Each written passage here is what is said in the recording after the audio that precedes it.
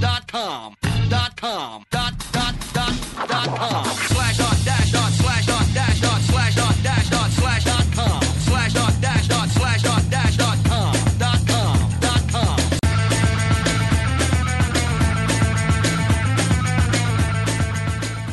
In just a short while, our lives have almost been taken over by a fascination with social networking sites. This interactive invasion has become a worldwide phenomenon almost overnight, causing an unhealthy obsession with the new media. Gone are the days of socialising in the playground as our lives revolve around the ever-growing internet. Almost everyone now has a MySpace, High Five or Bebo. Well, I use MSN Space, MySpace, High Five, Pixo, Bebo, MSN, MySpace, Bebo, MySpace. Good old MySpace.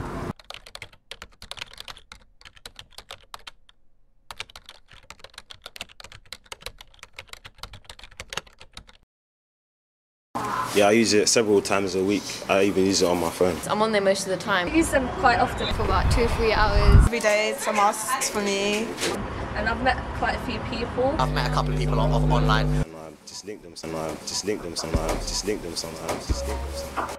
We decided to see just how easy it is for this to happen. For 3 months, we spoke to a 16-year-old female from London, posing as a 17-year-old boy.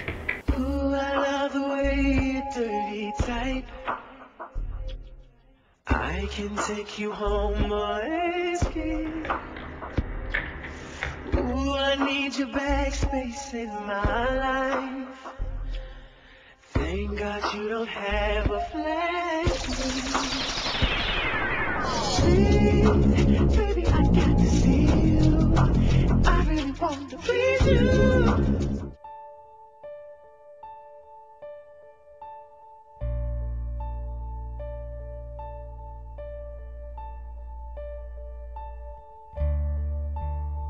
The girl waited alone before returning home 2 hours later. This could have been much worse had this been a real situation. We spoke to a victim of online sexual abuse who retold her emotional story. Andrea's real name and identity has been concealed in order to respect her privacy. It was all really innocent at first.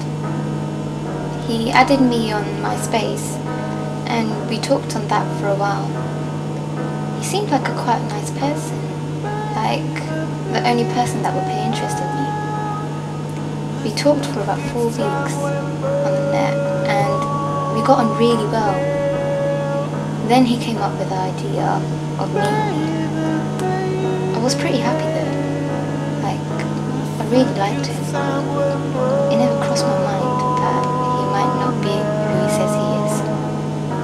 I mean, he was just like any other guy. And we shared all the same interests. When I went to meet him, I was greeted by a much older guy. He pretended he was Ray's uncle, and apparently Ray was waiting for me in the car. At first, I was hesitant, but the man was pretty persuasive, and he assured me that Ray was waiting for me in the car.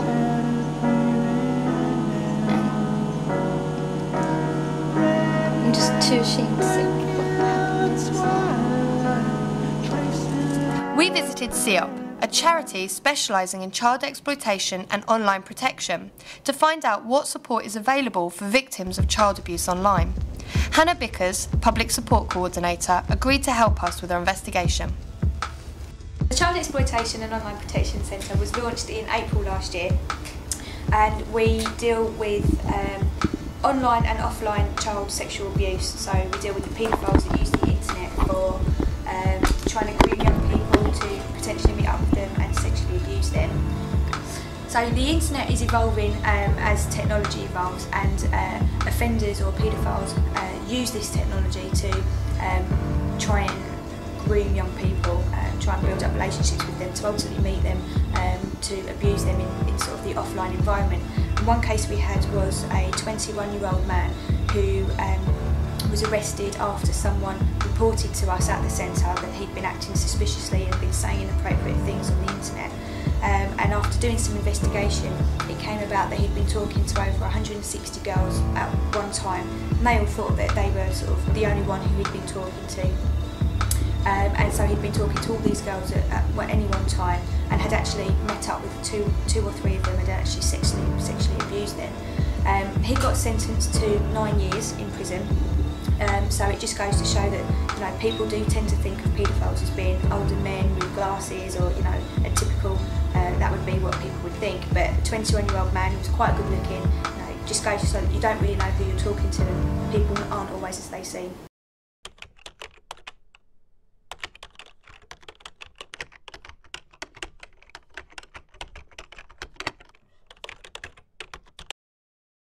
This is our server room, and inside here are 60 servers, and what we do is when we seize a computer, information from that computer is run through the servers in this room. That helps us to extract images, inappropriate images of children, and run them against what we call ChildBase, which is a specialised computer suite with facial recognition, and that will match up previous victims so we can separate new victims from old victims and ones that we're already aware about, and that helps us to trace children who may have been the victim of sexual exploitation.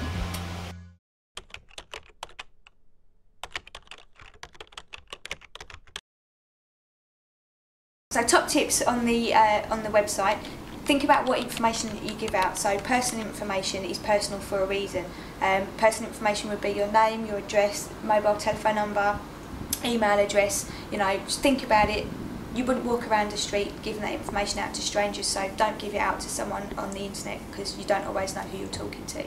If you are posting any pictures online, think that people can see those. It's not just your friends or family that will see those pictures. It's a world wide web, so the pictures will go everywhere. Anyone will be able to see them, and people are able to change pictures, so they can take someone else's face and put it on someone else's body.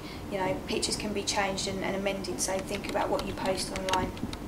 One of the other top tips that we have is, if you do decide that you want to meet up with someone who you've met online, meet them in a public place. Don't meet them sort of, somewhere where not a lot of people will see you, and always take someone with you. Best person to take is a trusted adult, or a trusted friend. Don't go on your own. Always make sure that you go with someone and it is in a public place.